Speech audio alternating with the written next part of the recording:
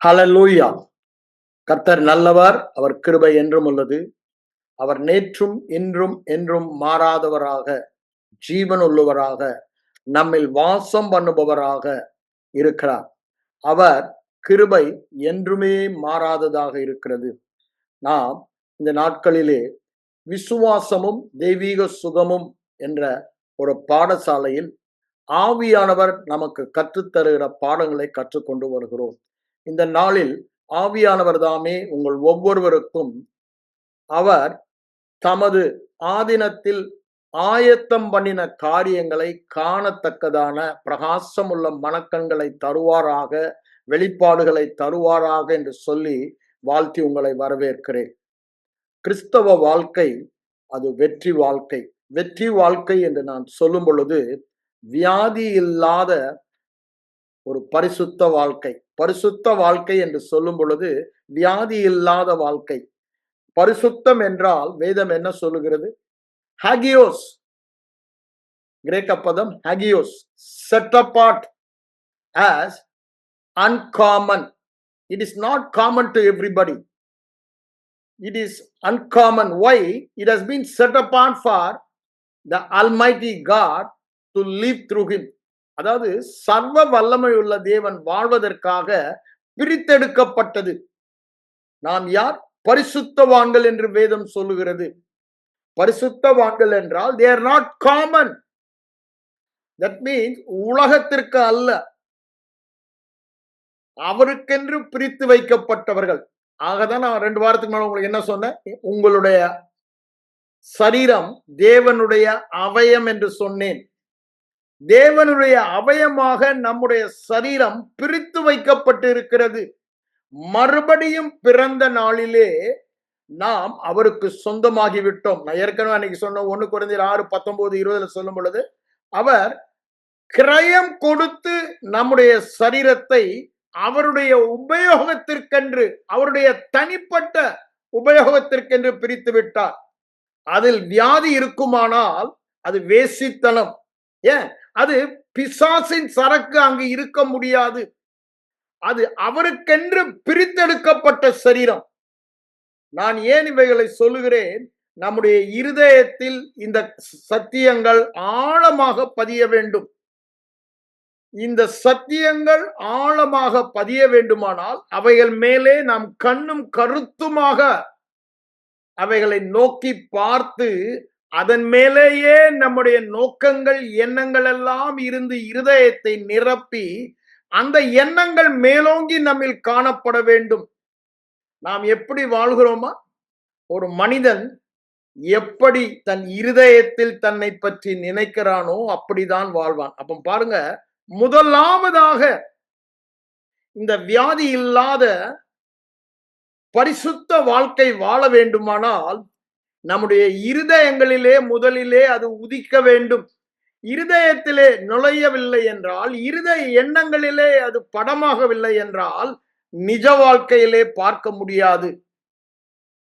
அப்போ இந்த நிஜ வாழ்க்கையில் பார்ப்பதற்குத்தான் வேத வசனங்கள் நமக்கு கொடுக்கப்பட்டிருக்கிறது, தியானிப்பதற்கு. அததான் நாம் இப்பொழுது தியானித்துக் கொண்டு இருக்கிறோம். பாருங்க, ஐம்புலன் உணர்வினால் அறிய முடியாததை இருதய எண்ணத்திலே வெளிப்பாடாக அறிய வேண்டுமானால், அது அறியும் பொழுதுதான் நிஜ வாழ்க்கையிலே வெளிப்படும் என்று வேதம் சொல்லுகிறது. As a man thinketh, so is he. எண்ணம் எவ்வாறு இருக்கிறதோ அவ்வாறுதான் வாழ்கிறான். அப்போ எண்ணத்தில் முதல் மாற்றம் வர வேண்டும். அந்த எண்ணத்தின் மாற்றத்திற்குத்தான் இந்த நாட்களிலே இந்த சத்தியங்களை நாம் கேட்க வேண்டியதா இருக்கிறது. நாம் எதை கேட்கிறோமோ அந்த எண்ணங்கள் மேலோங்கி நம்முடைய வாழ்க்கையிலே காணப்படும். அதனாலதான் வேதம் சொல்லுகிறது இரவும் பகலும் என்று. ஏன்? கவனம் வேத வசனத்தின் மேல் இருக்கிறது. கவனம் நம்பர் 1 வேத வசனத்தின் மேல் பிரியமாயிருந்து இரவும் பகலும். அப்போ கவனம் முழுவதுமாக ஐம்புலன் உணர்வை சாராதபடி தேவ வார்த்தையில் இருக்கும் பொழுது அந்த எண்ணங்கள் நம்முடைய, அதாவது தேவனுடைய எண்ணம், தேவ வார்த்தை நம்முடைய எண்ணமாகிறது. அதற்குத்தான் தியானம் என்று சொல்லுகிறோம். அந்த தியானத்தில் ஒரு பகுதிதான் இப்பொழுது நாம் கேட்டுக்கொண்டு இருக்கிறோம். அப்போ பாருங்க, கேட்கும் பொழுதுதான், நான் திரும்பவும் சொல்றேன், வாயை திறந்து நான் பேசும் பொழுது என் இருதயத்தில் ஒரு எண்ணம் இருக்கிறது. என்ன? இந்த உலகத்திலே, விழுந்து போன உலகத்திலே, மீட்கப்படாத சரீரத்திலே நான் வியாதி இல்லாமல் வாழ முடியாது என்ற ஒரு தவறான எண்ணம் நம்முடைய இருதய எண்ணமாக இருக்கிறது. அதை புடுங்கி போட வேண்டும். 2 கொரிந்தியர் 10:3-4-5 சொல்றாரு. அதை தான் நானும் சொல்லுகிறேன். It's a stronghold. பலத்த அரணாக சபையில் உள்ள விசுவாசிகள் மத்தியிலே காணப்படுகிறது. வியாதி இல்லாத வாழ்க்கை வாழ்வது சாத்தியம் இல்லை. ஆனால் தேவன் சொல்லுகிறார் அது சாத்தியம். வேதம் சொல்லுகிறது அது சாத்தியம். அதற்கென்றுதான் நாம் அழைக்கப்பட்டவர்கள். நாம் பரமனுடைய அழைப்புக்கு பங்குள்ளவர்கள். என்ன அழைப்பு? பரம வாழ்க்கை வாழ்வதற்கு, பரலோக வாழ்க்கை வாழ்வதற்கு, அவருடைய சாயலில் பங்கடைவதற்கு, அந்த சுதந்திரத்தில் பங்கடைவதற்கு நாம் அழைக்கப்பட்டவர்கள். நாம் அவருடைய வீடா இருக்கிறோம், அவருடைய சரீரமா இருக்கிறோம். அவரில் பங்குள்ளவர்களாக வேண்டுமானால் நம்முடைய எண்ணங்களிலே தேவன் என்ன சொல்லுகிறார் என்ற எண்ணம், நினைவு, சிந்தனை மேலோங்கி காணப்பட வேண்டும். அதற்குத்தான் தியானம். அதனாலதான் நான் ஓங்கின முந்தின வாரம் உங்களுக்கு சொன்னேன். ஏன்? நாம் ஒவ்வொருவரும் இந்த உலகத்தில் வியாதி இல்லாத வாழ்க்கை வாழ்ந்து தேவ சாயலை வெளிப்படுத்த வேண்டும். தேவன் என்னில் வாழ்கிறார். என்னுடைய தேவன் ஜீவிக்கிற தேவன், வாயில் அல்ல, சரீர வாழ்க்கையில் நாம் காண்பிக்க வேண்டியவர்கள். எதிர்மாறான சூழ்நிலைகள் இருந்தாலும் அவைகளுக்கு மேலா, திருப்பி சொல்றேன், ஐம்புலன் உணர்வுகளால் என்னால் உணர முடியாததை என்னுடைய வாழ்க்கையிலே அதை உணர வைப்பதற்குத்தான் இந்த விசுவாசம். இந்த விசுவாசத்திற்கு தியானம். அந்த தியானம் என்று சொல்லும் பொழுது நான் ஏற்கனவே சொல்லுகிறேன், கற்பனை. அதாவது இருதயத்திலே அந்த எண்ணத்தை உருவாக்குவது கற்பனை, அப்படித்தானே? இருதயத்திலே அந்த நினைவை, தேவனுடைய நினைவு என்ன? நகரவாசிகள் வியாதியோடு இருப்பதில்லை. ஏசாயா 33:24 சொல்லுவதை பார்க்கிறோம்.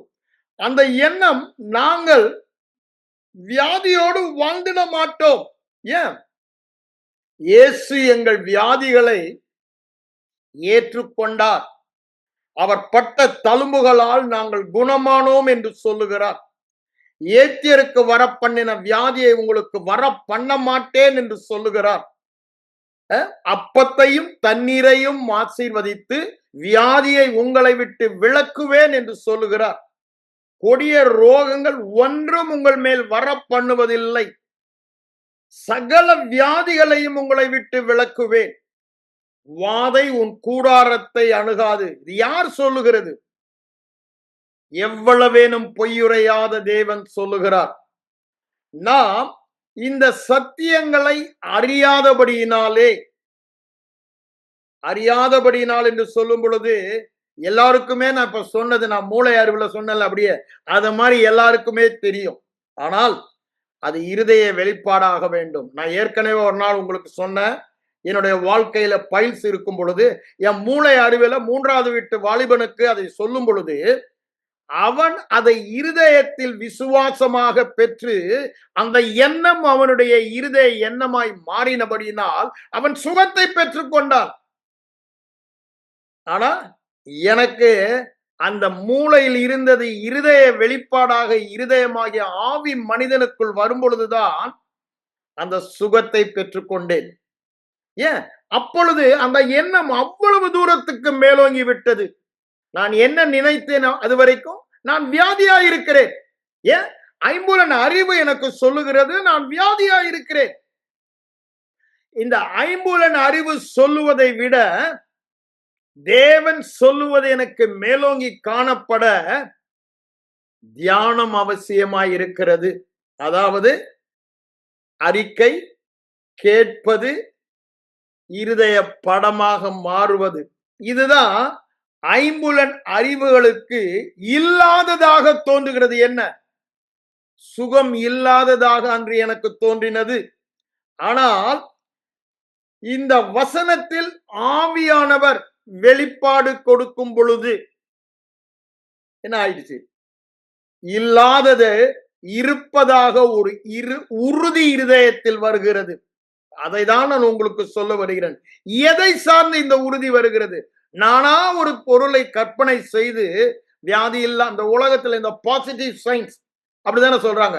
இன்னைக்கு டாக்டர்ஸ் கூட நிறைய சொல்றாங்க, நீங்க பாசிட்டிவா நினைக்கணும், வியாதியில இருக்கும் பொழுது பாசிட்டிவா நினைக்கணும், சுகமானத நாங்க பண்றது இருந்தா நீங்க அதை விசுவாசிக்கணும்ன்றாங்க. இந்த மருந்தை விசுவாசிக்கணும். நாங்க டாக்டர்ஸ் பண்ற டீம்னா யூ ஷுட் திங்க் பாசிட்டிவ்லின்றாங்க. அதை நம்ம சொல்ல வரல. ஏன்? That may fail or may heal you. ஆனா இங்க அப்படி இல்ல. 100% guaranteed. 100% guaranteed. அவர் வாயிலிருந்து வந்த வார்த்தை அதை நிறைவேற்றாமல் அவரிடம் திரும்ப முடியாது. அவர் வாயிலிருந்து வந்த வார்த்தை அதை நிறைவேற்றாமல் அது திரும்ப முடியாது. அவர் வாயிலிருந்து வந்த வார்த்தை நம் வாயில் இருந்து நம் இருதயத்திற்கு சென்று நம்முடைய வாயின் வார்த்தையாக, விசுவாச வார்த்தையாக வருமானால் அது சொல்லுவதை நிச்சயம் நிறைவேற்றும். அதில் எந்த சந்தேகமும் இல்லை. ஆகவேதான் நான் இந்த காரியங்களை உங்களுக்கு ஓங்கி சொல்லுறேன். அது என் அனுபவமாக ஒருவேளை இல்லாமல் இருக்கலாம், உங்கள் அனுபவமாக ஒருவேளை இல்லாமல் இருக்கலாம்.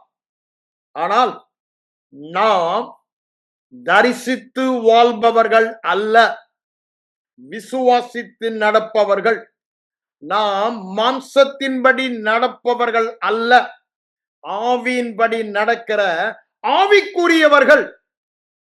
ஆவிக்குரியவன் ஆவிக்குரியவைகளை சிந்திக்கிறான். நாம் மாம்சத்துக்குரியவைகளை அல்ல. நாம் ஆவியினாலே சரீரத்தின் செயல்களை, மாம்சத்தின் செயல்களை அழித்தால் பிழைப்போம் என்று அங்கு சொல்லுகிறாரு. ரோமர் 8ஆம் அதிகாரத்திலிருந்து எடுத்து வாசித்து பாருங்க. 12, 13 வசனங்களில் அதை தெளிவாக சொல்லுகிறார். அங்க சொல்றது வாழ்க்கை மரணம் என்று சொல்லுவதெல்லாம் நாம் வியாதியில் வாழ போகிறோமா, சுகத்தில் வாழ போகிறோமா என்ற. ஏன்? அவனுடைய நினைவுகள் எப்படியோ ஐம்புலன் உணர்வை சார்ந்த மாம்ச நினைவுகளாய் இருந்தால் அவன் அப்படிதான் வாழுவான். அதற்கு மாறாக அவனுடைய சிந்தை, நினைவு, எண்ணம் எல்லாம் ஆவிக்குரியவைகளாய் இருந்தால், எது? வேத வசனம் ஆவிக்குரியது. வேத வசனம் சொல்லுகிற காரியம் சுகமாய் ஆனோம், சகல ஆசீர்வாதத்தினாலும். போன வாரம் சொன்ன ஆசீர்வாத வர்ணா சுகமாக்கி விட்டார். அந்த சுகமாக்கும் வல்லமை நமக்குள் இருக்கிறது. சகல வியாதிகளும் நம்முடைய பாதங்களுக்கு கீழ் இருக்கிறது. இந்த 3 சத்தியத்தை நான் உங்களுக்கு சொன்னேன். அந்த வியாதி நம்முடைய பாதங்களுக்கு கீழ் இருக்கிறது என்றால் உங்கள் ஆளுகையின் கீழ் இருக்கிறது. It cannot rule us. ஆனா இன்னைக்கு சபையில் பார்க்கும் பொழுது தேவ பிள்ளைகளை வியாதி ஆளுகிறது. அது முற்றிலும் சத்தியத்துக்கு புறம்பானது. நீங்களும் நானும் அந்த வியாதியை ஆள பிறந்தவர்கள். ஏன் வேதவசனம் அவ்வாறு சொல்லுகிறது? அப்படிதானே? சகல வியாதிகளையும் நீக்கி குணமாக்கும் வல்லமையும் அதிகாரத்தையும் நமக்கு கொடுத்திருக்கிறார். சகல சத்ரு, வியாதியாகிய சத்ரு பாதங்களின் கீழ் இருக்கிறான். அப்படின்னா என்ன? அதை மிதித்து ஆளுகை செய்ய வேண்டியவர்கள். நீங்க அவைகளை பார்த்து என்ன சொன்னாலும் அவைகள் உங்களுக்கு கீழ்ப்படியும். தேவையெல்லாம் விசுவாசம்தான். அப்ப என்ன சொல்ல வருகிறார்? இந்த வியாதியோடு வாழ்வதற்கு உங்களுக்கும் எனக்கும் உரிமையே இல்லை. திரும்பவும் சொல்றேன், இது அவருடைய சரீரம், இது அவருடைய அவயம், அவருக்கு சொந்தமானது. ஆகவே அவருக்கு சொந்தமானதிலே வியாதியோடு இருப்பது உரிமையே இல்லை. அதுக்கு உரிமை இல்லை என்று சொல்லும் பொழுது காரணம் என்ன இருக்கிறது என்றால், நாம் தான் உரிமை கொடுக்கிறோம். நம்முடைய அறியாமையினாலே, நம்முடைய அவிசுவாசத்தினாலே, நம்முடைய இருதய கடினத்தினாலே. ஆண்டவர் அப்படிதான் சொல்றார், இருதய கடினம் என்று சொல்லுகிறார். அந்த இருதய கடினம் ஏன்? நம்முடைய இருதயம் எல்லாம் ஆவிக்குரியவைகள் மேல் நம்முடைய கண்களை பதியாமல் சரீர மாம்சத்தின் மேல் நம்முடைய கண்கள், ஐம்புலன்கள் மேல் பதிக்கிறபடினாலே இருதயம் ஐம்புலன் அறிவினால் வருகிற காரியங்களுக்கு திறந்தும் எதற்கு நாம் கவனம் செலுத்துகிறோமோ அங்கு நம்முடைய இருதயம் திறந்திருக்கிறது. அதுதான் சொல்றேன், மந்தமுள்ள காது, மந்தமுள்ள கண்கள், மந்தமுள்ள இருதயம் என்று சொல்லுகிறாரே. அதற்கு காரணம் என்ன? அந்த இருதய காது, இருதய கண்ணு, இருதயம் உள்ளான மனிதனை நாம் உபயோகப்படுத்தவில்லை, அதற்கு கவனம் செலுத்தவில்லை, அதன் மேல் நோக்கமாய் இருக்கவில்லை. நம்முடைய பெரும்பாலான நோக்கம், கருத்து, எண்ணம், பார்வை எல்லாம் ஐம்புலன் அறிவை சார்ந்ததாகவே இருக்கிறது. 1 கொரிந்தியர் 12:1 சொல்றாரு, ஆவிக்குரியவைகளை குறித்து நீங்கள் அறியாமல் இருக்க நான் விரும்பவில்லை என்று ஆவியானவர் சொல்லுகிறார். ஆவிக்குரியவைகள் எவை? ஆவி மண்டலத்திலே புது சிருஷ்டியாய் பிறந்த நீங்களும் நானும் எப்படி இருக்கிறோம்? ஸ்பிரிச்சுவல் ஆவி மண்டலத்திலே அவர் இருக்கிற வண்ணமாகவே இருக்கிறோம். அப்ப வியாதி இருக்கா? ஆனா அவைகளை அறியாது இருக்கனா, அது மேல கவனம் செலுத்தல. அதுவே நம்முடைய பிரதானமாய் காணப்படவில்லை. பிரதானமாய் காணப்பட வேண்டியது எதில் நாம் ஒரு நாளில் பெரும்பாலான நேரத்தை செலவழிக்கிறோம். அதுதான் நமக்கு நம்பர் 1 பிரியாரிட்டி. எதில் நாம் நேரம் செலவழிக்கிறோம்? 24 மணி நேரத்திலே எதன் மேலே நம்முடைய முழு கவனமும் இருக்கிறது?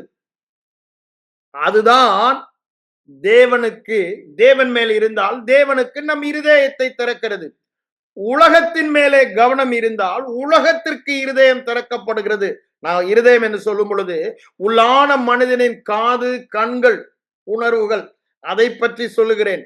அது அவர்கள் இருதயத்தில் தோன்றவில்லை, கண்களால் காணவில்லை, காதுகளால் கேட்கவில்லை என்று சொல்லுகிறாரே 1 கொரிந்தியர் 2:9. அதை நான் சொல்ல வருகிறேன். ஏன்? காரணம் என்ன? அவர்கள் இருதயம் கடினப்பட்டு போனது. நான் ஏற்கனவே அதை எடுத்து உங்களுக்கு எபிரேயர் 3ஆம் அதிகாரத்தில் உங்களுக்கு விளக்கி காண்பித்தேன். அந்த இருதயம் கடினப்பட காரணம் என்ன? அவர்களுடைய கவனம் எல்லாம், தியானம் எல்லாம், இது ஆண்டவர் ரொம்ப அழகா சொல்லுவாரு. அந்த நான் ஏற்கனவே சொன்னான்னு தெரியல, மார்க்கு 6ஆம் அதிகாரம் 52ஆம் வசனம் பாருங்க. அவளுடைய இருதயம் கடினமாய் இருந்தபடியினால் 5 அப்பம் 2 மீன்களை கொடுத்து தேவன் செய்த அற்புதங்களை உணராமல் போனார்கள். அதுதான் இன்னைக்கு நடக்குது. உணராமல், they understood not because the hearts were hardened. அவருடைய இருதயம் கடினமாய் இருந்தது. அந்த கடினமான இருதயம் தேவன் தங்களை குணமாக்குகிறவர் என்று அறியாமல் போனார்கள். தேவன் தங்களை குணமாக்கினார் என்பதை அறியாமல் போனார்கள். தேவன் நம்முடைய சரீரத்திற்கு ஆண்டவராக, அவருக்கு சொந்தம் என்று சொல்லுவதை அவர்கள் அறியாமல் போனார்கள். காரணம் என்ன? அதற்கு மேல் அவர்கள் கவனம், தேவன் என்ன சொல்லுகிறார் என்று வேதத்தின் மேல் கவனம் செலுத்தாமல் உலக அறிவு, சயின்ஸ் அதன் மேலே கவனம் செலுத்தினார்கள். அனுபவம், ஐம்புலன் அறிவு, கவனம் செலுத்த வேண்டியதெல்லாம் தேவன் என்ன சொல்லுகிறார் அதன் மேலே ஏன் அதுதான் ஆவிக்குரியவைகள். ஆவிக்குரியவைகள் மேல் கவனம் செலுத்தாமல் மாம்சத்துக்குரியவைகளை கவனம் செலுத்தினால் மாம்சத்துக்குரியவைகள் மரணம், ஆவிக்குரியவைகள் ஜீவனை பிறப்பிக்கும். மனிதன் எதை விதைக்கிறானோ, எதன் மேல் தன் கவனம் முழுவதையும் செலுத்துகிறானோ அதை தான் பெறுவான். எதன் மேல்? இவன் உலகத்தின் மேலே கவனம் செலுத்துகிறான், உலக அறிவின் மேலே, ஐம்புலன் அறிவின் மேலே, சயின்ஸ் மேல. ஆனால் நம்முடைய நம்பர் 1 தேவனுடைய வார்த்தையா இருக்குமானால் என்ன பண்ணுவோம்? அதன் மேலே நாம் கவனம். இங்க என்ன சொல்றாரு? உணராமல் போனார்கள். கடினமாய் இருந்தது, உணராமல் போனார்கள். ஆங்கிலத்துல பாத்தீங்கன்னா அது என்ன போட்டிருக்கும்? they consider not. அப்படின்னு கவனம் செலுத்தவில்லை. they consider not. அதாவது 5 அப்பம் 2 மீனை கொடுத்து போஷித்தத அவங்க கன்சிடர் பண்ணல. அதனாலதான் ஆண்டவர் தண்ணீர் மேல நடந்து வரும் பொழுது ஆவே ஓ போன் கத்துறாங்க. ஏன்? அவரால் நடந்து வந்து தங்களை உதவி செய்ய முடியும் என்பதை விசுவாசிக்க தவற காரணம் என்ன? ஏற்கனவே நடந்த அற்புதத்தின் மேலே கவனம் செலுத்தவில்லை. அதுதான். அப்ப பாருங்க, இந்த கன்சிடர் அந்த கிரேக்க பதத்தை எடுத்து பார்த்தால் கவனம் செலுத்துதல், முழுவதுமாக அதன் மேலே நம்முடைய கவனம். அப்படிதானே? My son attend to my word. என் மகனே, என் வார்த்தைகளை கவனி, அவைகளுக்கு உன் செவியை சாய், உன் கண்களே. அதுதான் கவனம் செலுத்துவது. செவியை சாய்க்கிறது என்னங்க? அத காதுல கேட்பதற்கு நம்பர் 1 டோட்டல் அட்டென்ஷன். இன்னைக்கு பிரச்சனை எல்லாம் ஆண்டவருடைய வார்த்தையை கேட்பதில் தான் பிரச்சனை இருக்கிறது. அப்படிதானே? அவர் ஏன் என் நாடுகள் என் சத்தத்தை கேட்கும், யோவான் 10:27. அண்ணனுடைய சத்தியத்தை கேட்காதுன்னு 5:6 சொல்லிறாரு, அந்த 10ஆம் அதிகாரம் 5-6 வசனங்களில. ஆனா இன்னைக்கு நாம் ஏன் கேட்க முடியல? நாங்கள் அமர்ந்திருந்து அவருடைய மெல்லிய சத்தத்தை கேட்க தவறுகிறோம். அதுதான் பிரச்சனையே. ஏன்? எதோ எல்லாவற்றுக்கும் நேரம் இருக்கு, including me, I am telling. ஆனால் தேவ சமூகத்தில் தனியாக அமைதியாக வேதத்தோடு உட்கார்ந்து அவருடைய சத்தத்தை கேட்க நமக்கு நேரம் இல்லை. நம்முடைய பிரியாரிட்டி, நம்முடைய முக்கியத்துவம் எல்லாம் வேறு ஐம்புலன் உலக காரியங்கள் மேல் இருக்கிறது. இந்த மாபெரும் பொக்கிஷமாகிய தேவனோடு உறவு கொண்டு அவருடைய சத்தத்தை கேட்கிற வேத வசனத்தோடு உறவு கொள்ளுகிறதற்கு நாம் முக்கியத்துவம் கொடுக்கவில்லை. அதனால்தான் மாம்சத்துக்குரியவர்களாய் இருக்கிறோம், குழந்தைகளாக இருக்கிறோம். அங்கும் இங்கும் பலவித போதனைகளால் அலைப்புண்டு திரிகிறவர்களாக இருக்கிறோம், பால் உண்கிறவர்களாக இருக்கிறோம். காலத்தை பார்த்தால் சுகத்தோடு வாழ வேண்டியவர்கள் அல்ல, சுகத்தை போதித்து சுகத்தை கடத்த வேண்டியவர்கள். ஆனா வாழ்க்கையில் பார்க்கும் பொழுது காரணம் என்ன? அவர்கள் கவனம். அதுதான் சொல்றேன், கன்சிடர் அப்படின்னு, போக்கஸ், அட்டன். உன் முழு கவனமும் அப்படிதானே அதன் மேலே இருக்க வேண்டும் என்று சொல்லுகிறார். இரவும் பகலும் என்று சொல்லும் பொழுது உன் நினைவெல்லாம் அதுவாக இருக்க வேண்டும். தேவன் என்ன சொல்லுகிறார்? ஆனால் நம்முடைய நினைவெல்லாம் எப்படிதான் இருக்கு? உலக அறிவு, what we hear from TV, other news, அப்படிதானே? அநேக காரியங்கள்ல அதற்கு நாம் முக்கியத்துவம் கொடுக்கிறோம். அதற்கு முக்கியத்துவம் கொடுக்கிறதுனாலதான் இந்த பிரச்சனை எல்லாம் காரணம். அதான் சொல்றாரு, அவர்கள் they consider not, they are not attending, அப்படிதானே? கவனிக்கவில்லை. காது செவி சாய்க்கவில்லை அப்படின்னா என்ன? செவி சாய்க்கிறதா கேட்கிறது. கேட்கவில்லை. ஏன் கேட்கவில்லை? அவங்க ரிசீவர். நான் ஏற்கனவே சொன்னல, அவர் பேசிக் கொண்டிருக்கிறார். எல்லா சேட்டலைட் டிவிலையும் வந்துகிட்டே தான் இருக்கு, வேவ்ஸ் ஆஃப்டர் வேவ்ஸ். நம்ம ரிசீவர் டிவியில ஆன் பண்ணி கரெக்டா அந்த ஸ்டேஷனுக்கு வரும்போது we are able to hear it. அதுதான் அவர் ரிசீவர் இஸ் அவர் ஸ்பிரிட் மேன். அதுதான் நமது கேட்பதற்கு தேவன் அதை டியூன் பண்ண வேண்டும். எப்படி? தேவனுடைய வார்த்தையால் நிரப்பினால்தான் அதை நம்ம டியூன் பண்ண முடியும்.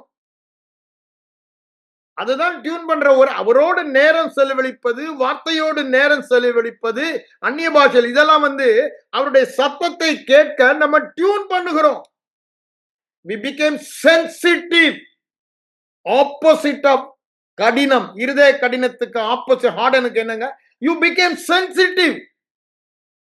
தேவ சத்தம் கேட்பதற்கும் தேவ காரியங்களுக்கும் நீங்க ரொம்ப சென்சிட்டைஸ் ஆயிடுறீங்க. அப்படின்னா என்ன? உணர்வு உள்ளவர்களாகிறீங்க. அதுதான் இங்க சொல்றாரு, யூ பிகேம் சென்சிட்டிவ். இங்க இவங்களுக்கு சென்சிட்டிவிட்டி இல்லைன்றாரு. ஏன் ஹார்டன் ஆயிடுச்சு? ஏன் ஹார்டன் ஆயிடுச்சு? இங்க உணர்வு கன்சிடர் பண்ணல, மெடிடேட் பண்ணல, தியானம் பண்ணல, அதை நம்பர் 1 பிரதானமாக கருதி அதன் மேலே முழு கவனமும் செலுத்தவில்லை. அதுதான் பிரச்சனை என்று சொல்லுகிறார். அதனாலதான் வேதவசனம் சொல்லுகிறது, இந்த ஆவிக்குரியவைகளை நீங்கள் அறியாதிருக்க நான் விரும்பவில்லை என்று சொல்லுகிறார். இதை நாம் சாதாரணமாக எடுத்துக்கொண்டோம். ஓசியா தீர்க்கதரிசி அப்படிதான் சொல்றோம். அந்நிய காரியமாக எண்ணினோம். குணமாக்குகிறவர் என்று அறியாமல் குணமாக்குவதை மருந்து மாத்திர டாக்டர் இதுதான் குணமாக்க முடியும் என்ற இடத்தையும் நம்முடைய எண்ணம் கவனம் எல்லாம் தேவன் என்ன சொல்லுகிறார் என்பதின் மேல் இல்லாதபடினால் we are not considering what he has done for us, the greatest miracle, making us a new creation. அதையே நாம் கன்சிடர் பண்ணல. கன்சிடர் பண்ணாதனாலதான் இருதயத்துல, அப்ப பாருங்க, இருதயத்துல கேட்க வேண்டும். கேட்கிறதுனா என்ன?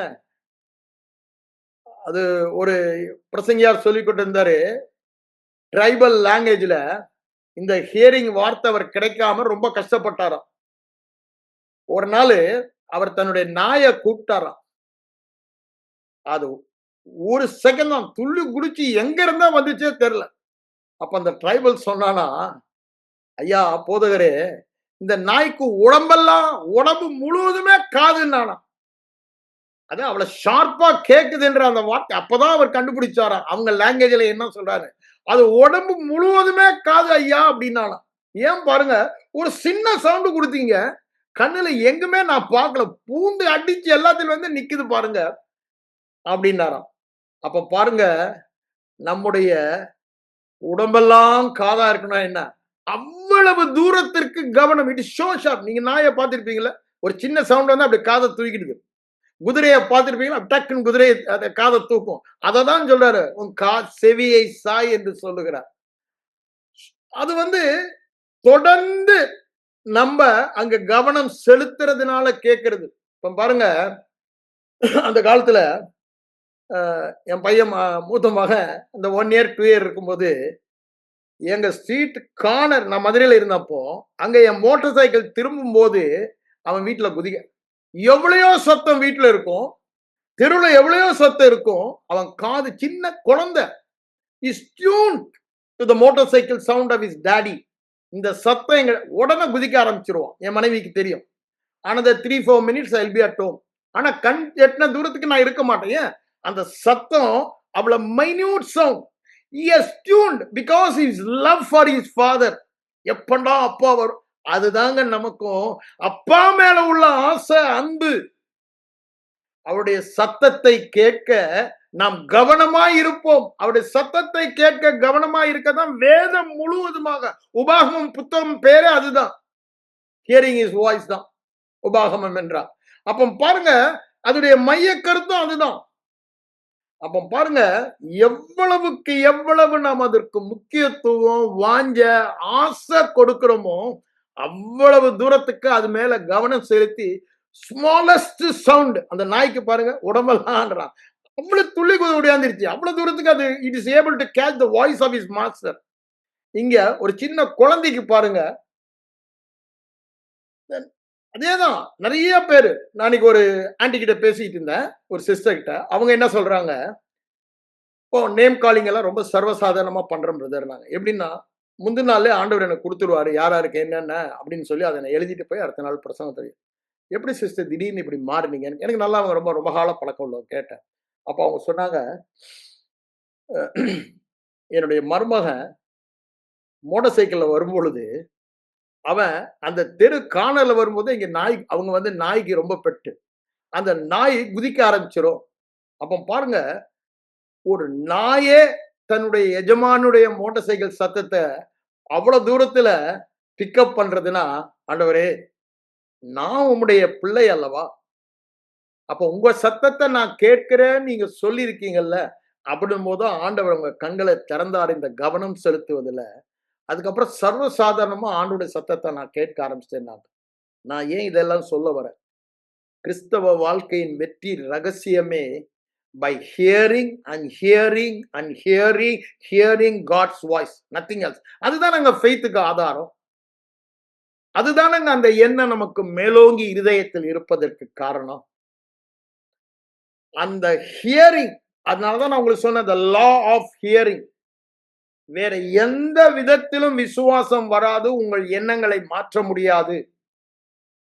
கேட்பதினால் மாத்திரம்தான் எண்ணங்களை மாற்ற முடியும். இருதயத்தில் அந்த படம் வரும். இருதயத்தில் அந்த படம் வருவதற்குத்தான் கேட்க வேண்டும். அதை தான் தியானம் என்று சொல்லுகிறோம். அவருடைய சத்தத்தை கேட்கதான் தியானம். அல்லது நம்ம சாதாரணமா சொல்றோம் விசுவாசத்துக்கு தியானிக்க. நான் எத்தனையோ தடவை உங்களுக்கு அதை சொல்லிட்டேன். தியானிக்கும் பொழுது விசுவாசம் வரும். ஆனா அதுல என்ன சீக்ரெட் அடங்கி இருக்கிறது? கேட்கிறதுல தான் அடங்கி இருக்கு. கேட்கும் பொழுதுதான் எதை நாம் கேட்கிறோமோ தொடர்ந்து அது மேலோங்கி, ஏன் எதன் மேல் நாம் கவனம் செலுத்துகிறோமோ அதுதான் நாம் கேட்கிற பார்க்கிற காரியங்கள். அதுதான் நம்முடைய எண்ணங்களை ஓங்கி காணப்படும். அதனாலதான் நான் சொல்றேன், இந்த சத்தியங்களை தொடர்ந்து நாம் கேட்க வேண்டும் என்று. இப்ப நான் திரும்பவும் சொல்லுகிறேன், வியாதியோடு இருப்பதற்கு உங்களுக்கும் எனக்கும் உரிமை இல்லை. வேறு விதத்தில் சொல்ல வேண்டுமானால், கிறிஸ்துவின் சரீரத்துல வியாதி இருப்பதற்கு சாத்தானுக்கு உரிமை இல்லை.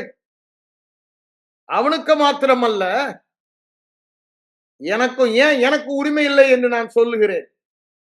ஏன் எனக்கு உரிமை இல்லை என்று நான் சொல்லுகிறேன்? ஏன்?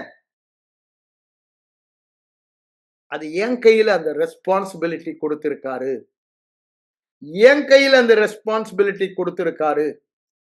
வியாதியோடு இருப்பதும் இல்லாதிருப்பதும் தேவனை சார்ந்தது அல்ல. அது விசுவாசியை சார்ந்ததா இருக்கிறது.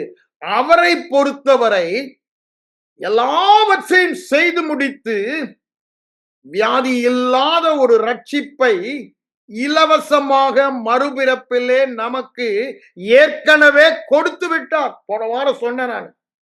ஏற்கனவே கொடுத்ததை திரும்ப ஆண்டவரிடம் கேட்பது முட்டாள்தனம், பாவம் என்று சொன்னேன். ஏற்கனவே கொடுத்ததை ஜெபிப்பது மாத்திரமல்ல, கொடுக்காதது போல ஆண்டவரிடம் பேசுவது அவரை பொய்யராக்குகிறோம் என்று சொன்னேன். நல்லா யோசித்து பாருங்க. இப்ப என்ன சொல்ல வருகிறேன்? வியாதி இல்லாத வாழ்க்கை வாழ்வது தேவனை சார்ந்ததல்ல, அது என்னை சார்ந்ததாய் இருக்கிறது. ஏன் அவர் சொல்றாரு, பிசாசுக்கு இடம் கொடாமல் இருங்கள். எபேசியர் 4 அதிகாரம் 21, 22 வசனங்களை வாசி நாங்க சொல்ல போறோம். அப்ப பாருங்க, வியாதிக்கு இடம் கொடாதிருங்கள். அதுக்கப்புறம் தான் ஆவியானவரை துக்கப்படுத்தாதிருங்க.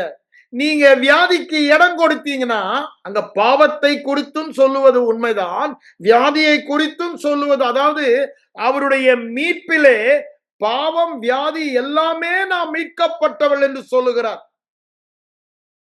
அப்போ ஆவியானவரை நாம் எப்பொழுது துக்கப்படுத்துகிறோம், நாம் அவர் மீது கவனம் செலுத்தாமல் முழுவதுமாக சரீர காரியங்களிலே கவனம் செலுத்தி நமக்குள் இருக்கிறவரை அசட்டை பண்ணுகிறோம் அல்லது உபயோகப்படுத்தவில்லை. அததான் அவர் அங்க என்ன சொல்றார் பாருங்க. இந்த 1 தெசலோனிக்கேயருக்கு வாங்க, அங்க சொல்லுவார் 5ஆம் அதிகாரத்துல, ஆவியை அவித்து போடாதிருங்கள் அப்படின்னு. என்னங்க, ஏன் அவித்து போடுறோம்? கவனம் எல்லாம் எங்கேயோ இருக்க, அவர் உள்ளே தான் இருக்காரு. கவனம் எல்லாம் சுகமாக்குபவர் உள்ளே இருக்கிறார். நம்மை சுகமாக அந்த உள்ளே இருக்கிற கவனம் இல்ல, வெளியே கவனத்தை செலுத்துகிறோம். ஆகவே உள்ளாக கொடுக்கப்பட்டவரையும் கொடுக்கப்பட்டதையும் உபயோகப்படுத்த தவறுகிறோம். அதை கீழே தள்ளி போட்டுட்டோம். இப்போ இந்த சாதாரணமா சயின்ஸ்லயும் சொல்லுவோம், நாங்க படிக்கும் பொழுது டிஸ்யூஸ் அட்ரஃபின்னு அப்படின்னு. ஒரு அவயத்தை நாம் உபயோகப்படுத்தாமல் இருந்தால் நாளடைவில் அந்த அவயம் உபயோகம் இல்லாமலே போயிடுறான். நம்ம எவ்வளவு தூரத்துக்கு நம்ம மசிலையும் நம்முடைய அவயங்களையும் உபயோகப்படுத்துகிறோமோ அவ்வளவு தூரத்துக்கு. அதனாலதான் இந்த பிரெயினை நம்ம நல்ல கடைசி வரைக்கும் ஷார்ப்பா வச்சுக்கணும்னா அதுக்கு நல்ல வேலை கூட, வயசாச்சுன்னு போய் தூங்க கூடாதுன்றான். டிஸ்யூஸ் அட்ரஃபி, உபயோகப்படுத்தாதபடினாலே ஒன்றுமில்ல. அட்ரஃபின்னா என்ன? அது வேலை இல்லாம ஒண்ணும் இல்லாம போயிடுச்சு. ஏன் அததான் இங்க சொல்றாரு. பரிசுத்த ஆவியானவரை உபயோகப்படுத்தாமல், உங்களுக்கு கொடுக்கப்பட்ட ஆவிக்குரியவைகளை உபயோகப்படுத்தாமல், அதுதான் இன்னைக்கு கிறிஸ்தவ நடக்கிறது. அதனாலதான் நான் சொல்ல வருகிறேன், it is our responsibility. we are not making use of it. அதை நமக்கு லாபமாக்கி கொள்ளவில்லை, அதை நமக்கு உபயோகமாக்கி கொள்ளவில்லை. இந்த உபயோகமாக்கி கொள்ளவில்லை, லாபமாக்கி கொள்ளவில்லை. அங்க 2 தீமோத்தேயு 4ஆம் அதிகாரத்துக்கு வாருங்க. அங்க பவுலடிகளார் தீமோத்தேயுக்கு ஆலோசனை சொல்வதை பாருங்க. அங்க எடுங்க 4ஆம் அதிகாரத்துல 14ஆம் வசனத்துக்கு வாங்க. அங்க என்ன சொல்றார் பாருங்க. உனக்கு அளிக்கப்பட்ட வரத்தை பற்றி அசதியாய் இராதே என்று சொல்லுகிறார். அசதியாய் இராதே என்று சொல்லுகிறார். என்ன அளிக்கப்பட்டது? வரம். வரம் என்றால் என்ன? கிஃப்ட், இலவசம். நமக்கு என்ன கொடுக்கப்பட்டிருக்கிறது? ஆவியானவர். நமக்கு என்ன கொடுக்கப்பட்டிருக்கிறது? சுகம். இதுல எந்த சந்தேகம் கிடையாதுங்க. அவர் சுகமுள்ளவராக நமக்கு இருக்கிறார். அவர் இருக்கிற வண்ணமாகவே நாம் இருக்கிறோம். சகலவித ஆசீர்வாதங்கள், சகல சுகத்தினாலும் நம்மை சுகமாக்கி இருக்கிறார். அவருடைய சுகமாக்கும் வல்லமை நமக்குள் தான் இருக்கிறது. சகல வியாதிகளையும் நீக்கி குணமாக்கும் வல்லமையும் அதிகாரமும் நமக்கு கொடுக்கப்பட்டிருக்கிறது. எங்க சொல்றாரு? மத்தேயு 10:1 சொல்லுவதை பார்க்கிறோம். அங்க லூக்காவிலும் அதை சொல்லுவதை பார்க்கிறோம். மார்க்கு 3ஆம் அதிகாரத்திலும் அதை சொல்லுவதை பார்க்கிறோம். ஒன்றும் உங்களை சேதப்படுத்தாத அளவுக்கு வியாதியின் சகல வல்லமைகளை மேற்கொள்ளுகிற அதிகாரம் நமக்கு கொடுக்கப்பட்டிருக்கிறது. இத நாம் அவித்து போடுறோம். உபயோகமற்ற செல்லாத காசாக்கி விட்டோம். யூஸ்லெஸ், அவுடேட்டட் காயின், செல்லாத காசாக்கி விட்டோம். ஆனா இங்க என்ன சொல்றாரு பாருங்க. தீமோத்தேயுக்கு சொல்லும்போது அதை குறித்து அசதியா, இப்ப பிரச்சனையே அதுதான். ஏன் அது நமக்கு டிஸ்யூஸ் அட்ரஃபி ஆனது? அதை குறித்து நாம் அசதியா இருக்கிறோம். அசதியா இருக்கிறோம். அதனாலதான் பிசாசுக்கு இடம் கொடுக்கிறோம், வியாதிக்கு இடம் கொடுக்கிறோம். நமக்கு கொடுக்கப்பட்டதை குறித்து ஒரு அசதி, அறியாமை. அந்த சொல்ற ஆவிக்குரியவைகளை குறித்து நீங்கள் அறியாதிருக்க எனக்கு மனதில்லை என்று சொல்லுகிறார். எது? உங்களுக்கு கொடுத்த சுகத்தை குறித்து, வியாதி இல்லாத வாழ்க்கை வாழ்வதை குறித்து நீங்கள் அறியாதிருக்க எனக்கு மனதில்லை. ஏன் இல்ல? அதன் மேல கவனம் செலுத்தல, அதை தியானிக்கல. அது நமக்கு முக்கியமாக காணப்படவில்லை. இருதயம் அந்த பகுதியிலே கடினப்பட்டது. இருதயம் கடினப்பட்டபடியினால நாம் அதை கன்சிடர் பண்ணல. கன்சிடர் பண்ணாதனால இருதயம் கடினப்பட்டது. அது நமக்கு உபயோகப்படல. அதனால என்ன பண்றோம்? அவிழ்த்து போடுகிறோம். இங்க என்ன சொல்லுகிறாரு? மூப்பரா இந்த சங்கத்தை வைத்தபோது உனக்கு அளிக்கப்பட்ட வரத்தை பற்றி நான் இப்ப சொல்ல வருகிற வரம் என்னங்க? சுகம் என்பது கிருபை, சந்தேகமே கிடையாது. இலவசமாக, அன்மெரிட்டட், அன்டிசர்வ்ட், அன்எர்ன்ட். நீங்க சம்பாதிக்க தேவையில்லை. அப்படிதானே? நீங்க அதுக்கு தகுதியாக தேவையில்லை. நீங்க எந்த விதத்திற்கும் அதற்கு சொந்தம் சொல்றதுக்கு எந்த காரணமுமே இல்லை. ஆனா தேவன் தருகிறார். அப்படின்னு என்ன அர்த்தம்? எல்லாரும் பெற்றுக்கொள்ள முடியும். அததான் சொல்ல வர்றார். All born again can live a sickness free life because it is grace. Joe life குறித்து அதை சொன்னதா? ஜோ லைஃப்ல சுகம் இருக்கிறது. Because it is grace. All can live. ஆனா அதை நம்ம என்ன பண்ணிட்டோம்? அசதியா இருக்கிறோம். எந்த மட்டும் 2 நினைவுகளால் அசதியாய் இருப்பீர்கள். ஐம்புலன் நினைவு, ஆவியின் நினைவு. அப்படித்தானே? ஆவியின் சிந்தை, மாம்சத்தின் சிந்தை. எந்த மட்டும் அசதிகளாய் இருப்பீங்க. அங்க யோசுவா தான் சொல்றான், வாக்கு தத்தங்களை சுதந்திரிக்க ஆவியானவர் சொல்ற, எந்த மட்டும் நீங்கள் அசதியாய் இருப்பீர்கள்.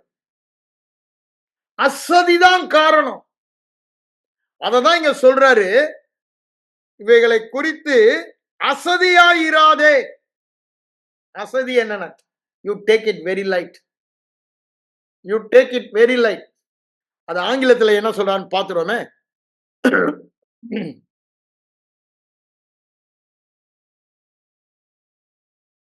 நான் திடீர் ஞாபகம் வந்தனால அதை நான் ஆங்கிலத்தில் பார்க்காம தான் வந்திருக்கேன். இப்ப சொல்றேன், அதை பாருங்க. 4ஆம் அதிகாரத்துல 1 செகண்ட் 14ஆம் வசனம். Do not neglect. Do not neglect. அதேதான் அசதி. You neglect it. How you neglect it? Your top priority is the fleshly things. மாம்ச காரியங்கள், உலக காரியங்கள். எண்ணத்தை உண்போம், எண்ணத்தை குடிப்போம். லௌகீக இச்சை, ஐஸ்வர்யத்தின் மயக்கம், இவைகள் எல்லாம் நிரப்பி அந்த தேவனுடைய வார்த்தை சொல்லுகிறதே, ஆவிக்குரியவைகளில் நீ எவ்வாறு இருக்கிறாய், அதை நசுக்கி போட்டது. அதுதான் அசதியா. You neglected it. நீ கவனம் செலுத்த நெக்லெக்ட் பண்ணிட்ட. அப்ப அந்த ஆவிக்குரிய காரியங்கள் உனக்கு கொடுக்கப்பட்டதை நெக்லெக்ட் பண்ணிட்ட. அது உனக்கு பிரயோஜனப்படல. அந்த நெக்லெக்ட் பண்ணதான் காரணம் என்று சொல்லுகிறார். ஏன் இன்று சபை வியாதியோடு போராட வேண்டியது இருக்கிறது? அது இருக்க உரிமை இல்லை. வியாதி என் சரீரத்தில் இருக்க உரிமை இல்லை. நீங்களும் நானும் வியாதியோடு வாழ உரிமை இல்லை. இது அவருக்கு சொந்தமான சரீரம். இந்த சரீரத்தை வியாதி இல்லாத சரீரமாக அவர் சுத்திகரித்து விட்டார் தம்முடைய வார்த்தையினாலே. பழுதே இல்லாத சரீரமாக. ஆனால் அதை அறியாதபடியினால், அதை அசதியா எடுத்துக்கொண்டபடியால், அதன் மேல கவனம் செலுத்தாமல் neglect. You neglected it.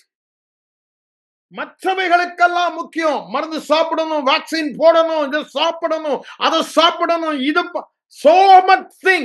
Doctor சொல்றது, டாக்டர் சொல்றான்னு மனிதன் வாட்ஸ்அப்ல அனுப்புறது, பார்க்கறது, கொள்றது, அதற்கெல்லாம் முக்கியத்துவம்.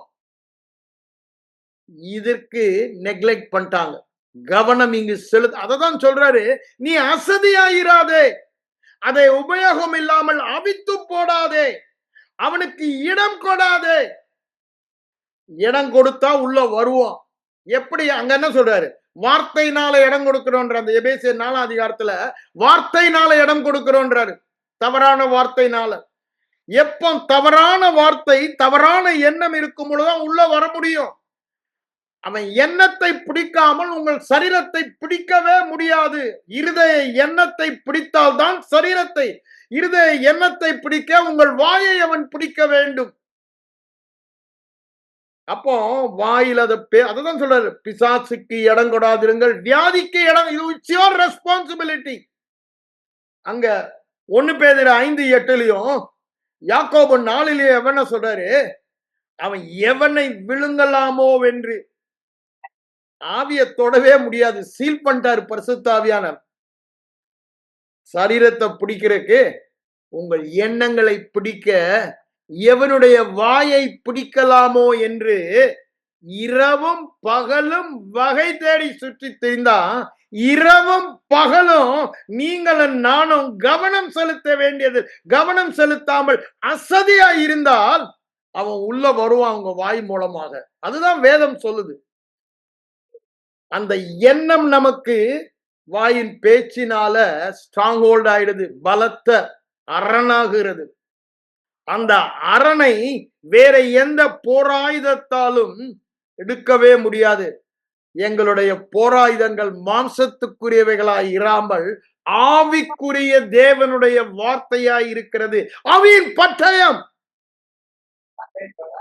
வேற ஒண்ணுமே இல்லை, அதுதான் ஆவிக்குரிய வார்த்தைகள்.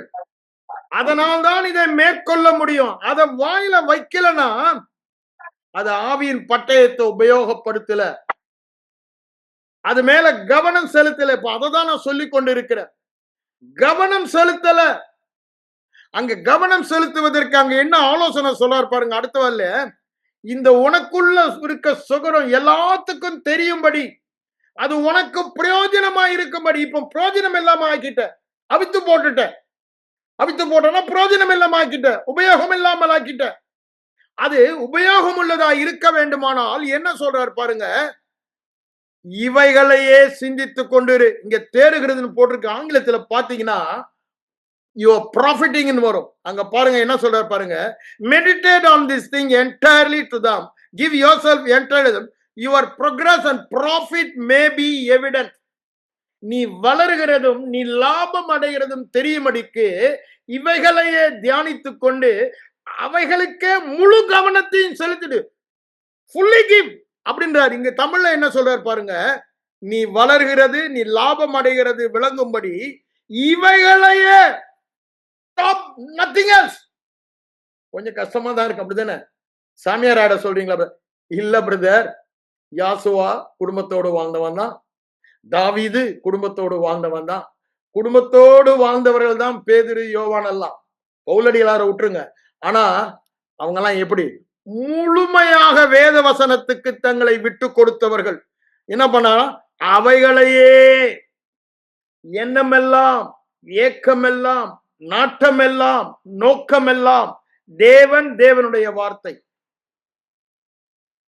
நீங்க என்ன, you can live your routine life, but உங்களுடைய எண்ணங்களில் எவை ஓடிக்கொண்டிருக்கிறது? இப்ப பாருங்க, நம்ம எந்த வேலை செஞ்சாலும் உலக எண்ணம் எண்ணங்களில் ஓடிக்கொண்டே இருக்கும். தூங்கும்போது கூட சில பேருக்கு ஓடும். அததான் அவர் என்ன சொல்றாரு, இவைகளையே சிந்தித்துக் கொண்டிரு. எவைகளை? ஏற்கனவே நான் சுகமானவன், தழும்புகளால் குணமானவன், இந்த வியாதி என்மேல் இல்லை, அவர் எடுத்து விட்டார். இவைகளையே சிந்தித்துக் கொண்டிரு. அவைகளில் நிலைத்தின்றாங்க. என்ன சொல்றாங்க? கிவ் யுவர்செல்ஃப் ஹோல்லி, முழுவதுமாய் இந்த வார்த்தைக்கு உன்னை ஒப்பு கொடுத்து விடு என்று சொல்லுகிறார் ஆங்கிலத்தில் சொல்லும் பொழுது. அப்பந்தாங்க உனக்கும் அது பிரயோஜனமா இருக்கும், மற்றவர்களுக்கும் அது பிரயோஜனமா இருக்கும், உன்னை கேட்பவர்களுக்கும் நீ சுகமாக அவர்களை வாழ வைப்பாய் என்பதாக சொல்லி அதை முடிக்கிறாரு.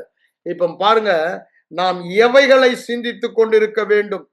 அதுல சில காரியங்களை சொல்லுகிறேன், டைம் அதுக்குள்ள ஓடிடுச்சு. நீங்க இங்க வாங்க, கொலேசியர் நிருபத்துல என்ன சொல்றார் பாருங்க. சில சத்தியங்களை நான் உங்களுக்கு சொல்ல விருப்பப்படுகிறேன். ஏற்கனவே போன வாரம் சொன்ன மாதிரி, இந்த சத்தியங்கள் ஆழமாக 1ஆம் அதிகாரத்துக்கு வாங்க. அவர் என்ன சொல்றார் பாருங்க. 11ஆம் வசனத்துல 12ஆம் வசனத்துல, ஒளியில் உள்ள பரிசுத்தவான்களுக்கு சுதந்திரத்தில் பங்கடைவதற்கு நமக்கு தகுதியாக்கினவர், இருளின் அதிகாரத்தில் நின்று நம்மை விடுதலையாக்கி தம்முடைய அன்பின் குமாரர் ராஜ்யத்திற்கு உட்படுத்தினவராயிருக்கிற பிதாவை சோத்தரிக்கிறேன். எப்பங்க சோத்திரம் வரும்? எண்ணம் மேலோங்கி இருக்கும் பொழுது, அது என் இருதய எண்ணமாய் இருக்கும் பொழுது, விசுவாசமாய், நான் சொன்னல சுகம் பெற்றேன், அந்த விசுவாசம் வந்ததும் சோத்திரம் ஆட்டோமேட்டிக்கா பஸ்ட் ஆகுது. சந்தோஷம். அததான் இங்க என்ன சொல்ற பாருங்க. ஒளியில் உள்ள பரிசுத்தவான்களின் சுதந்திரம் என்ன? வியாதியோடு இருப்பதா? நம்மை தகுதிப்படுத்தி விட்டார். அதனாலதான் நான் சொல்ல வந்தேன், நீ வியாதியோடு வாழ்வதற்கு உனக்கு உரிமை இல்லை, எனக்கு உரிமை இல்லை. நம்ம வியாதி இல்லாம வாழ தகுதிப்படுத்தி விட்டார். அவர் தகுதிப்படுத்தி விட்டார்னா நான் வியாதி இல்லாம வாழ முடியும். அப்ப நான் வாழாமல் இருப்பதற்கு நான் தான் தவறு, அவர் அல்ல. அதனாலதான் the responsibility is squarely on me. அந்த உத்தரவாதம் என் மேல் இருக்கிறது. எனக்கு வியாதியோடு இந்த சரீரத்தில் வாழ உரிமை இல்லை. அவர் என்னை வியாதி இல்லாமல் வாழ தகுதிப்படுத்தி விட்டார். ஏன் அதற்கு எதிர்த்து நின்னா ஓடும் சொல்றாரு, நான் எதிர்த்து நிக்கல. அதை குறித்து நான் அசதியா இருக்கிறேன். அதை குறித்து நான் முழு கவனம் செலுத்தவில்லை, அதை நான் உபயோகப்படுத்தவில்லை. எனக்கு இலவசமாய் கொடுக்கப்பட்டவைகளை இங்க என்ன சொல்றார் பாருங்க. அந்த சுகத்தில் வாழ்வதற்கு நம்மை தகுதிப்படுத்தி விட்டார். அவருக்கு சொந்தமானதெல்லாம் நமக்கு சொந்தம். கிறிஸ்துவே என் சுகமானார், ஒத்துக்கிறோம். ஆனா அப்படின்னா என்ன? நம்மை சுகமாக வைத்திருக்கிறார், தகுதிப்படுத்தி விட்டார். நாம் தான் அப்படி வாழல. ஏன்? நம்முடைய எண்ணங்கள் மாற்றப்படவில்லை. நம்முடைய எண்ணங்களிலே நான் வியாதி இல்லாமல் சுகமாக வாழ முடியும் என்பது மேலோங்கி இல்லை. நாம் ஐம்புலன் உணர்வினால் காரியங்களை பார்க்கிறபடினால அவை சொல்லுகிறது அந்த அனுபவங்கள், இன்னாருக்கு இப்படி, இன்னாருக்கு இப்படி, இந்த இதைகளே மேலோங்கிய, அது ஆவிக்குரியவைகள் அல்ல, மாம்சத்துக்குரிய காரணல் என்று சொல்லுகிறார். மாம்சத்துக்குரியவைகளை விதைக்கிறவன் மாம்சத்துக்குரியவைகளை அறுக்கிறான், ஆவிக்குரியவளை விதைக்கிறவன் ஆவிக்குரியவங்களை அறுக்கிறான். கலாத்தியர் 6ஆம் அதிகாரத்துல சொல்லுவதை நாம் பார்க்கிறோம். இங்க பாருங்க என்ன சொல்றாரு. நேரம் இல்லாதனால நான் அதை போல திருப்பி அடுத்த வாரம் பார்ப்போம். சுகத்தில் பங்கடைவதற்கு நம்மை தகுதியாக்கி விட்டார், வியாதி இல்லாமல். ஏன் அங்க ஏசாயா 33 கடைசி வசனம் 24ல வியாதியோடு வாழ்வதில்லை. காரணம், பாவங்கள் மன்னிக்கப்பட்டது. எப்படி என்னை தகுதிப்படுத்தினார்? பாவங்கள் எல்லாம் நீக்கப்பட்டதானால் வியாதிக்கு காரணமான பாவம் நீக்கப்பட்டது. நான் வியாதியோடு இருக்க காரணமே இல்லை. வியாதியோடு இருக்க தகுதிப்படுத்துவதெல்லாம் பாவம் தாங்க. பாவத்தின் மூலமாய் மரணம், வியாதி உலகத்தில் பிரவேசித்தது. இப்போ பாவம் நீக்கப்பட்டது. வியாதி இல்லாமல் பாவம் இல்லாமல் வாழ்வதற்கு நம்மை தகுதிப்படுத்தி விட்டார், ஆயத்தப்படுத்தி விட்டார். We are not robot. ஆகவேதான் அந்த சுய சித்தத்தை அவ்வாறு வாழ்வதற்கு நமது கையிலே கொடுத்திருக்கிறார். நம்மை அவர் எதிர்பார்க்கிறார். இந்த சரீரத்தில் வியாதி இல்லாமல் வாழ அந்த சித்தம் நம்மிலே காணப்பட வேண்டும். அது பரலோக சித்தம். பரலோகத்தில் வியாதி இல்லை, அப்படிதானே? ஆண்டவர் சொல்றார், போன வாரம் கூட சொன்ன, வியாதியஸ்தலை சுஸ்தமாக்கி பரலோக ராஜ்யம் உங்களிடத்தில் வந்திருக்கிறது என்று சொல்லுங்க. அப்படின்னா என்ன அர்த்தம்? வியாதியோடு இருந்தால் பிசாசின் ராஜ்யம். அதை நீக்கிட்டீங்கன்னா, சுகமா இருந்தீங்கன்னா தேவராஜ்யம். அந்த தேவராஜ்யம் ஏற்கனவே என் ஆவியில் இருக்கிறது. ஆவியில் இருக்கிற அந்த சுகமாகிய தேவராஜ்யத்தை சரீர மண்டலத்திலே கொண்டு வர வேண்டுமானால் அதன் மேலே நான் கவனம் செலுத்த வேண்டும். அசதியாய் இருக்கக்கூடாது, அதை அவித்து போடக்கூடாது. அவ்வாறு அசதியாயிருந்த அவித்து போட்டா மத்தவன் உள்ள வருவான், அவனுக்கு கதவை திறக்கிற. அப்போ எதன் மேல நீ உன் கவனம் செலுத்துற? ஐம்புலன் அறிவின் மேல கவனம் செலுத்தும் போது அவனுக்கு கதவை திறக்கிற. அதனாலதான் ஆண்டவர் அவிசுவாசத்துக்கு எப்பொழுதுமே கதவை மூட சொல்றாரு. அப்படின்னா என்ன? ஐம்புலன் அறிவுக்கு, ஆவிக்குரிய காரியங்களுக்கு விரோதமாக சொல்லுகிற காரியங்களுக்கு காது மூடப்பட வேண்டும். Anything contrary to what God says. அததான் இங்க அவர் என்ன சொல்றார் பாருங்க. நம்மை தகுதிப்படுத்தின பிறகு நீ வியாதியோடு வாழ உனக்கு என்ன உரிமை இருக்கு, இல்ல பிசாசுக்குத்தான் என்ன உரிமை இருக்கு? அடுத்தது என்ன சொல்றார் பாருங்க. இருளின் அதிகாரத்தில் இருந்து நம்மை அப்படின்னு வியாதியின் அதிகாரத்தில் இருந்து நம்மை விடுதலையாக்கி விட்டார். அதுல கவனம் செலுத்தல, அசதியா இருக்கிறோம். இனி இல்ல, விடுதலை ஆக்கிவிட்டார். 2000 ஆண்டுகளுக்கு முன்பாக அதான் சொல்றாரு. இப்பொழுது நாம் இருக்கிறது என்னங்க, குமாரனுடைய ராஜ்யம். குமாரனுடைய ராஜ்யத்துல வியாதி உண்டா? பரலோகத்தில் வியாதி இருக்கா? நான் இருக்கிறது பரலோக ராஜ்யத்தில். பரலோக ராஜ்யம் எனக்குள்ள, உங்களுக்குள்ள, என் ஆவி மனிதனுக்குள்ள, என் ஆவி மனிதன் பரலோக ராஜ்யத்துக்குள்ள இருக்கு. ஆனா இந்த சரீரம் மனிதன் அவனை அனுமதிக்கிற காரணம், நான் என்னவா இருக்கிறேன் என்ற அறிவு இல்ல, அதை குறித்த அசதி. அசதியா இருக்கிறோம். we are neglecting. அறிவில்லாமல் இருக்கிறோம். நீங்கள் அறியாதிருக்க மனதில்லை என்று சொல்லுகிறார். பரலோக ராஜ்யம் உங்களுக்குள், நீங்கள் பரலோக அப்படின்னு சுகத்துக்குள், நீங்கள் சுகம் உங்களுக்குள். அதான் நாங்க பாருங்க, பவுலடிகளார் பொறுத்த வரைக்கும் கேட்கலங்க, சோத்திரம் சொல்றாருங்க. இதெல்லாம் சொல்லிட்டு இதுதாங்க டெய்லி நம்ம செய்ய வேண்டிய ஜெபம் என்றால் இதுதான். ஆண்டவரே, நான் வியாதி இல்லாம வாழ்வதற்கு என்னை தகுதிப்படுத்தினீரே. பரிசுத்தவான்களின் சுதந்திரமாகிய வியாதி இல்லாத வாழ்க்கை வாழ என்னை தகுதிப்படுத்தினீரே. பாவம் இல்லாத, சாபம் இல்லாத, குறைவு இல்லாத வாழ்க்கை என்னை தகுதிப்படுத்தினீரே. உமக்கு நன்றி. சொல்ல சொல்ல சொல்ல எண்ணங்கள் மாற்றப்படும். அது மேலோங்கி காணப்படும். அது இருதய முதல்ல ஆரம்பத்துல நீங்க தான் start in your flush, then it became your spirit, and your spiritல இருந்து பேச ஆரம்பிப்போம். அததான் இங்க சொல்றாரு. அதை சொல்ற அர்த்தம் என்ன சொல்றாரு? வியாதியின் அதிகாரத்தில் இருந்து என்னை விடுதலையாக்கி விட்டீரே. எப்படி வியாதியின் நீக்கினாரு? பாவம் நீக்கப்பட்டது. பாவம் நீக்கப்பட்டது என்றால் ஆக்கினை தீர்ப்பு நீக்கப்பட்டது. ஆக்கினை தீர்ப்பு நீக்கப்பட்டது என்றால் அவனுடைய வல்லமை என்னிலிருந்து நீக்கப்பட்டது. வியாதி கொடுக்கிற வல்லமை. அது ஒரு பெரிய பிரசங்கம். நான் தனியா ஒரு நாள் உங்களுக்கு சொல்றேன். இன்னைக்கு இதை மட்டும் மனசுல வச்சுக்கொள்ளுங்க. வியாதியின் அதிகாரத்தில் இருந்து என்னை விடுதலையாக்கி விட்டார். எப்படி பாவங்களை நீக்கி, பாவமே இல்லை என்ற ஒரு மனசாட்சி, குற்றமே இல்லை என்ற மனசாட்சி, ஆக்கினை தீர்ப்பே இல்லை என்ற மனசாட்சி கொடுத்தபடினால வியாதி இல்லாத வாழ்க்கை வாழ முடியும் என்ற ஒரு மனசாட்சியை தந்து விட்டார். ஏன்? அந்த வியாதியின் அதிகாரம் எப்பொழுது முறிக்கப்படுகிறது?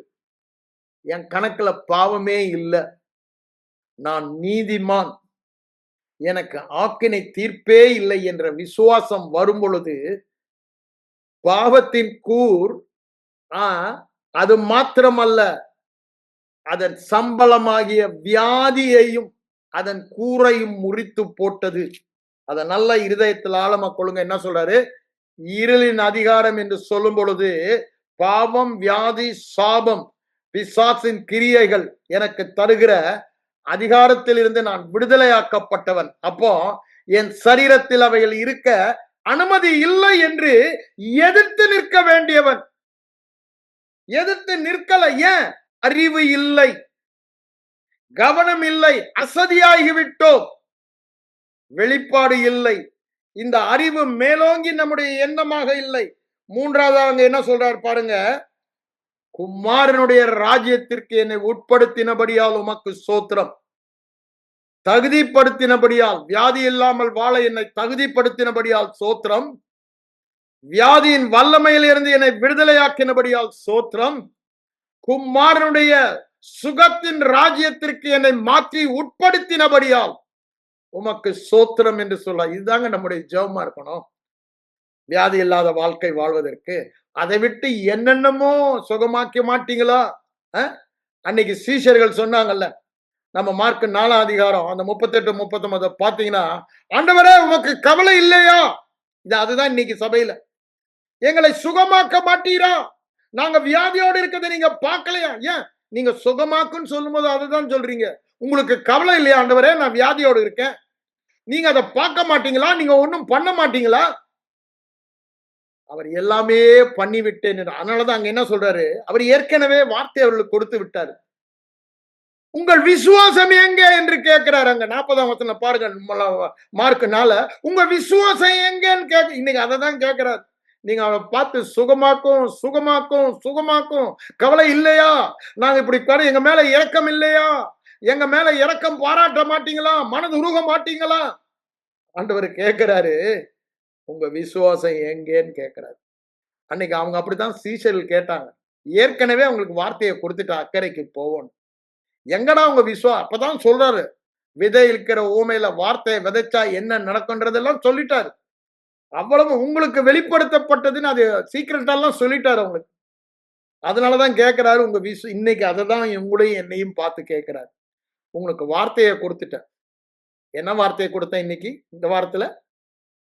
இருளின் அதிகாரம், வியாதியின் அதிகாரத்தில் இருந்து விடுதலையாக்கப்பட்டவர்கள், சுகத்தின் அதிகாரத்திற்கு மாற்றப்பட்டவர்கள், ஆளுகைக்கு அதிகாரம் என்று சொல்லணும், ஆளுகைக்கு மாற்றப்பட்டவர்கள், பரிசுத்தவான்களின் சுதந்திரமாகிய சுகத்திற்கு உட்பட்டவர்கள், தகுதியாக்கப்பட்டவர்கள், பாவங்கள் எல்லாம் மன்னிக்கப்பட்டு வியாதிகள் எல்லாம் நீக்கப்பட்டவர்கள். இந்த வார்த்தையை நான் கொடுத்துட்டேன், ஏன்டா பயப்படுறீங்க? வியாதி வியாதின்னு வார்த்தையை பிடிங்க. உங்க விசுவாசம் எங்க? அசதியாயிராமல் முழு கவனத்தோடு தியானம் செய்ய, நமக்கு கொடுக்கப்பட்டதை எல்லாரும் காணத்தக்கதாக லாபமாக்கி கொள்ள அவைகளையே கவனம் செலுத்து. முழு கவனம், போக்கஸ், அட்டென்ஷன் அவைகள் மேல் இருக்கட்டும் என்று சொல்லுகிறார். அது இல்லைன்னா தான் அவன் உள்ள வரான். அதனாலதான் அவனுக்கு இடம் கொடாத, அவனுக்கு எதிர்த்து நில்லு. எப்படி எதிர்த்து நிற்க? உன் இருதயம் வேத வசனத்தினால் நிரப்பி இருந்தால். அதனாலதான் அங்க சொல்றாரு, வாலிபர்களே பொல்லாங்கனி நீங்க ஜெயித்தீர்கள். ஏன்? உள்ள ஃபுல்லா வசனம் லோட் ஆயிடுச்சு.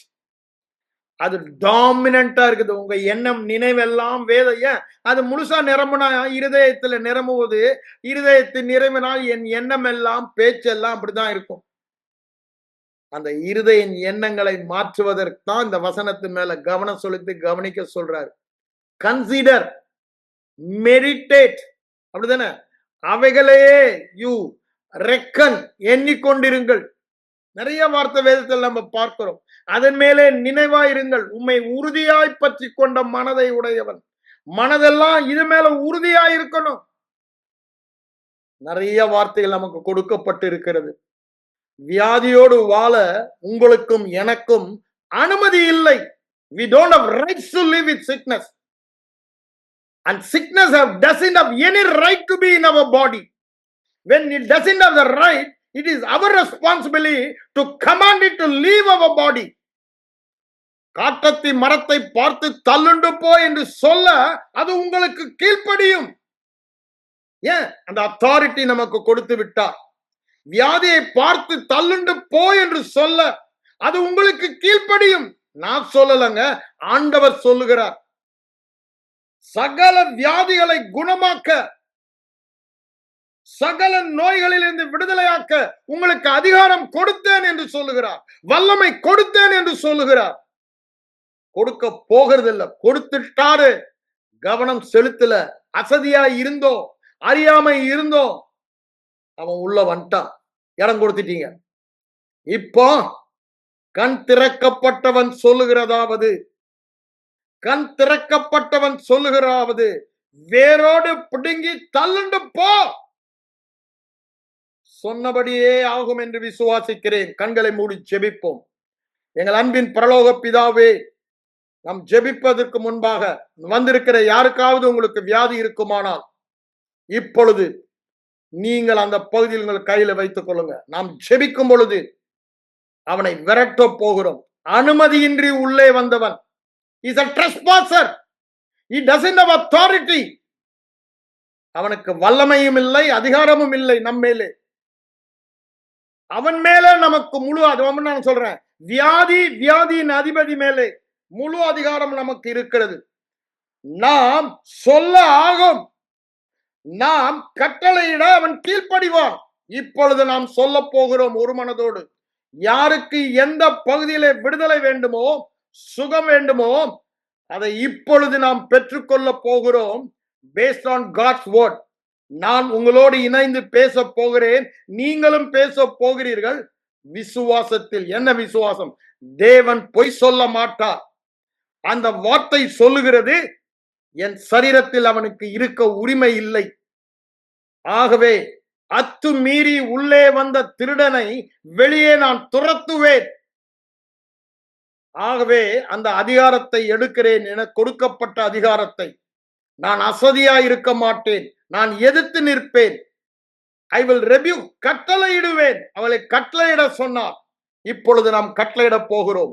ஆண்டவரே, இந்த நேரத்துல என்னோடு கூட இணைந்து உம்மை நோக்கி பார்க்கிற ஒவ்வொரு சரீரத்திலும் ஆண்டவரே, அத்துமீறி சத்ருவானவன் உள்ளே வந்து அவள் சரீரத்திலே எந்த பகுதியிலே அவன் சரக்காகிய வியாதியை தருகிறானோ அதை இயேசுவின் நாமத்தில் வெளியே போய் என நான் கட்டளையிடுகிறேன்.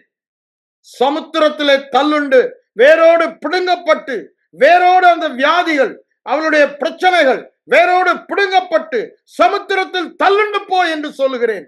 வியாதி மாத்திரமல்ல, தரித்திரம், குறைவு, சாபம், பாவம், பிசாசின் கிரியைகள் அனைத்தின் மேலும் எங்களுக்கு அதிகாரம் கொடுத்தீர். எங்களை தகுதிப்படுத்தி விட்டீர். அந்த நீதிமான் என்ற தகுதியில் ஆளுகையின் செங்கோலை கையில் எடுத்து இப்பொழுது நான் சொல்லுகிறேன், எந்த வியாதி எந்த பகுதியில் இருந்தாலும் இப்பொழுது நீங்கி போகிறது. You are healed. You are made whole by the stripes of Jesus. சத்துரு உன்னை தொடுவதில்லை. இவர்களை விட்டு வெளியே போ, இனி ஒருபோதும் திரும்பி வராது. இயேசுவின் நாமத்தில் நான் சொல்லி சொன்னபடியே ஆனபடியினால் உமக்கு நன்றி சொல்லுகிறேன். இயேசுவின் மூலம் ஜெபம் கேளும் எங்கள் நல்ல பிதாவே. ஆமென்.